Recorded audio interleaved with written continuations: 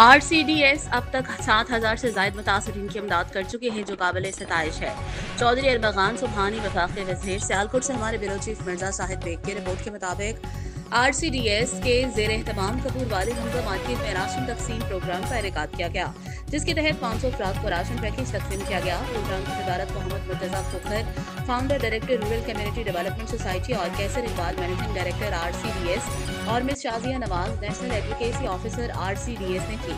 तकरीब के मेहमान खुसूसी वफाकी वज़ीर चौधरी अरबगान सुबहानी ने कहा कि RCDS सैलाब मुतासरीन की बहाली का काम करके गवर्नमेंट का हाथ बटाया है, इसलिए मैं गवर्नमेंट का फायदा और नुमाइंदा होने के नाते इनका शुक्रिया अदा करता हूँ और इस प्रोग्राम को ऐसे तरीके से पूरा करने पर मोहम्मद मुर्तज़ा खोखर और इनकी टीम को मैं दिली खराज तहसीन पेश करता हूँ। तकरीब से गुफ्तगू करते हुए मोहम्मद मुर्तज़ा खोखर ने कहा कि RCDS की टीम ने अब तक 7,000 से ज़ायद लोगों की इमदाद की है, जो हमारी NGO के लिए एजाज़ की बात है।